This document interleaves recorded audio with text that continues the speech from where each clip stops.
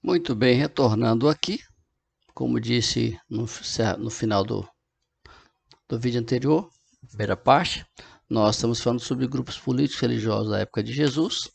Falamos no primeiro vídeo uma visão geral de cada um. Agora vamos trabalhar detalhadamente cada grupo político religioso da época de Jesus. O primeiro que eu quero falar com você é sobre os escribas.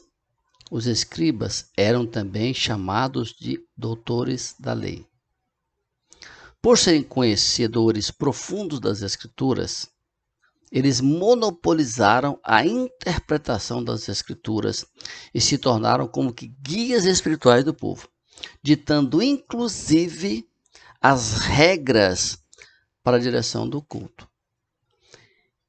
Eles eram especialistas na interpretação da lei mosaica.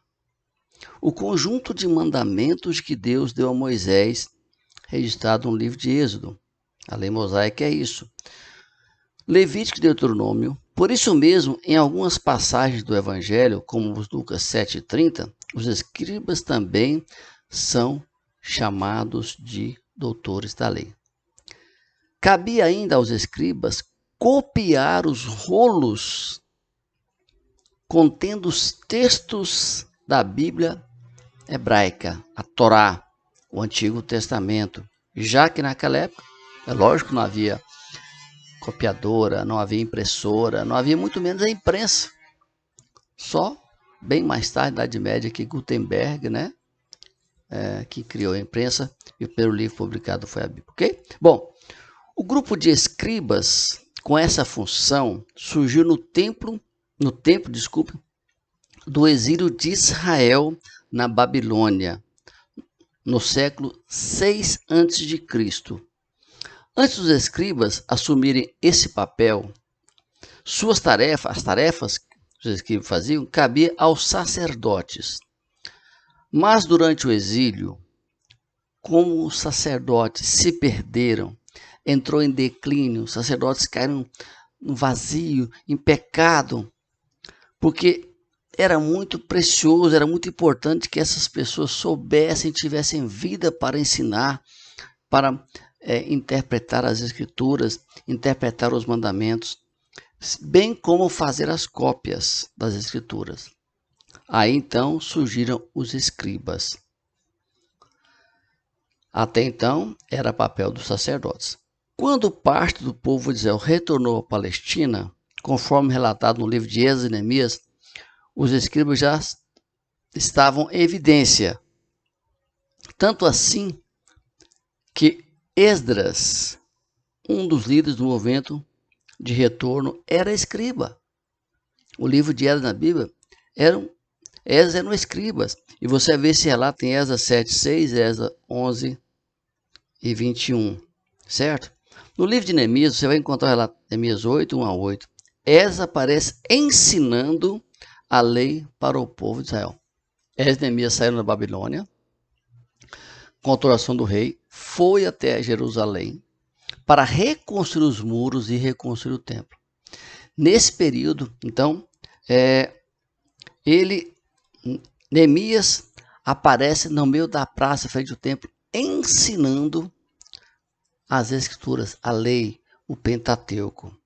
Ao longo do tempo, os escribas começaram a ser corrompidos, assim como foram os sacerdotes, pela ganância, pela vaidade, por como eles ocupavam uma posição de destaque na sociedade, eles começaram a se achar melhor do que os outros.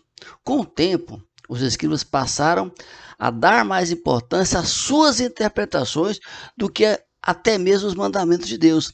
Eles colocavam que as suas interpretações dos textos bíblicos estavam acima dos mandamentos. Ou seja, eles transmitiam para o povo essa ideia equivocada. E algumas dessas interpretações chegavam à beira da loucura, do ridículo. Como, por exemplo,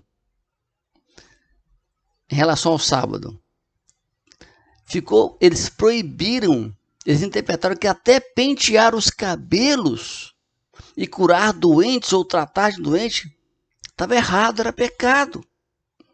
Isso explica por que os escribas tanto entraram em choque com Jesus. Porque eles tinham uma postura legalista. Eles se impunham e colocavam sobre o povo algo totalmente indevido. Porque eles se achavam os donos da verdade. E por isso você vai ver quantas vezes Jesus, no texto lido mesmo fala, vou ler aqui, olha, Jesus dizendo aqui, porque eu vos digo, se a vossa justiça não exceder a dos escribas e fariseus, de modo nenhum entrareis no reino dos céus. Em Mateus 23, Jesus foi mais duro ainda. Jesus diz assim, vou ler para você aqui, sabe, para você ver, Mateus 23, ele dizendo assim, olha, portanto façam e observem tudo que ele disser a vocês, mas não os imitem, não imitem suas obras, porque dizem uma coisa e fazem outra, atam fardos pesados. Daí vocês viram aqui, ponto chegou essas pessoas, porque o escriba é um copista, tá? Para você entender o sentido da palavra, ele é um copista, aquele que copiava. A função que era do sacerdote, que tinha muito mais responsabilidade quanto fazia, era copiar com exatidão. Por isso o nome escriba vem de escrita, escrever.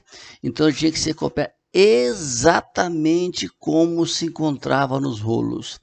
Ele não podia dar uma interpretação, ele não podia mudar nada, ele tinha que ser fiel.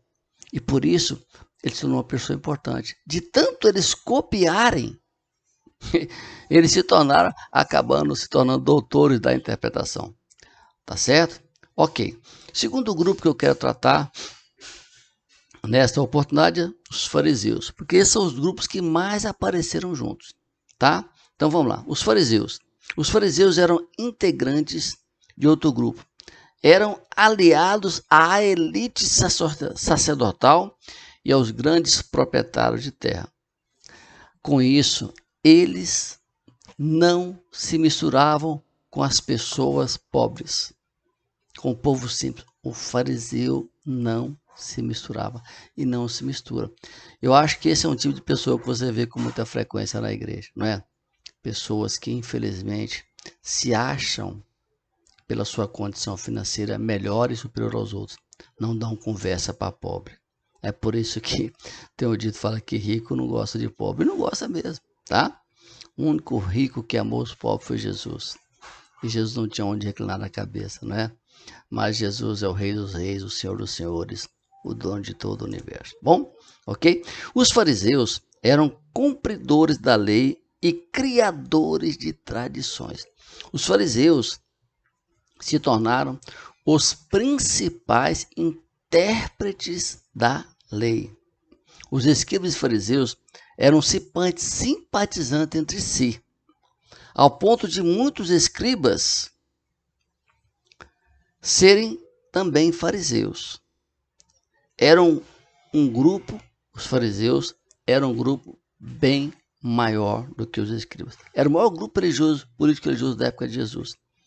Eram como se fossem os judeus ortodoxos do tempo de Jesus. A palavra fariseu quer dizer separado, caracterizando bem essa condição. Embora muitos inúmeros, os fariseus, muitos importantes e numerosos, eles não tinham pretensões políticas. Portanto, eles não disputaram o poder com os principais sacerdotes. Isso chama-se jogo de cintura, jogo político.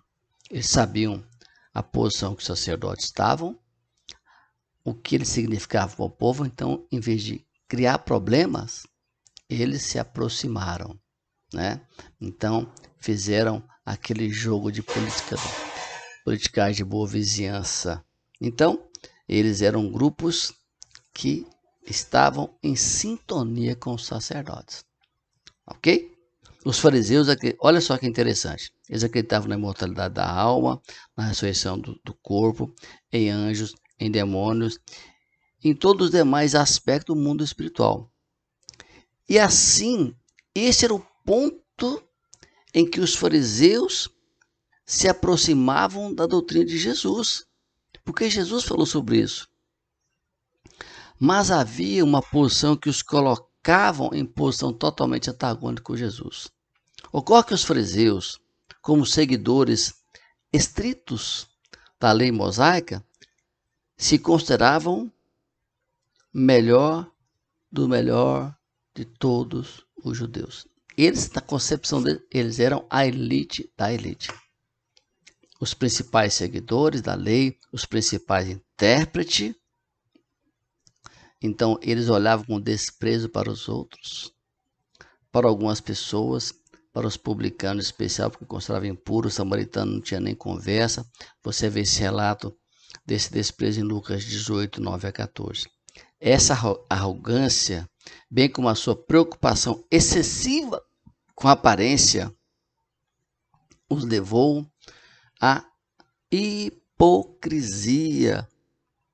e foram muito criticados por Jesus. Jesus chamou de hipócrita, João Batista chamou de sepulcro caiado. Mateus 23, de 3 a 15, você vai ver isso. Daí vem essa indisposição que Jesus tinha com o fariseu. Sabe, você vê nos relatos bíblicos que Jesus não tinha muita disposição com o fariseu, porque eles eram muito falsos, muito hipócritas. Eles gostavam de aparecer. Eles viviam de aparência. E aí uma coisa que a gente vê muito hoje são pessoas que a aparência deles começava até nas suas roupas. Eles se mostravam mais santos que os outros, eles se mostravam superior aos outros.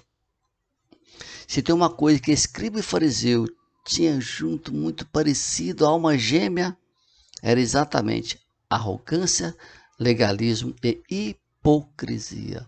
Por isso, são os dois grupos mais citados, os grupos que mais tiveram embate com Jesus. Os escribas e fariseus defendiam uma religião que entrava constantemente contra a vida e o ensinamento de Jesus. Sempre tinham problemas, sempre, eram terríveis. E eles se sentiram ameaçados por aquilo que Jesus ensinava. Daí, eles seriam os grupos que mais forçaram a condenação de Jesus.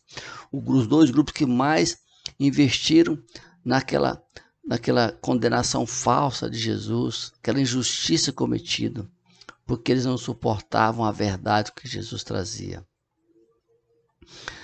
O último ponto de hoje eu quero trazer para vocês são as críticas de Jesus pela incoerência da vida deles. Vemos claramente nos 4 evangelhos que os escribas e fariseus, por incrível que pareça, ainda vivem hoje. Não com esses nomes, tá? Nós podemos identificá-lo por meio das suas atitudes. Muitos cristãos, católicos e evangélicos, que, embora frequentadores assíduos de uma sua igreja, ainda não entenderam o que é pertencer a Cristo, deixando transparecer uma grande incoerência entre o que se prega e o que se vive. Por isso, talvez Jesus fosse proferir, eu quero terminar aqui dizendo como é que Jesus falaria hoje, Mateus 23, 13. Na linguagem de hoje seria mais ou menos assim: ai de vocês, escribas e fariseus, hipócritas! Vocês fecham o reino dos céus para as pessoas, para os homens. Nem entram, nem deixam eles entrarem. Vocês desejam que eles não entrem. Vocês são hipócritas. Exploram os fracos e oprimidos, os empregados de suas empresas, das suas lavouras. E para disfarçar, fazem longas orações. Mas vocês não perdem por esperar. Vão colher o que estão plantando. Vocês são como túmulos, sepulcros pintados, caiados, que por fora parecem bonitos, mas por dentro são cheios de ossos e podridão. Então eu quero encerrar aqui com isso, para que você pense nisso, para que você avalie, tá bom? E a gente volta na próxima semana a falar mais sobre os fariseus, porque é o que a gente mais tem algo a falar, tá bom? E vamos falar sobre o que eram os fariseus na Bíblia, o que eles estavam. Vamos orar para encerrar? Pai, nós te louvamos por essa oportunidade, suplicamos as suas bênçãos sobre cada pessoa que estará ouvindo este vídeo, que ele seja impactado, para que possa amar a tua palavra e a tua igreja. Abençoe nessa semana, Pai. Eu oro e agradeço em nome de Jesus. Amém. Um grande abraço, não deixe de curtir, comentar, se inscrever e compartilhar com seus amigos. Boa noite e até a próxima semana. Deus te abençoe.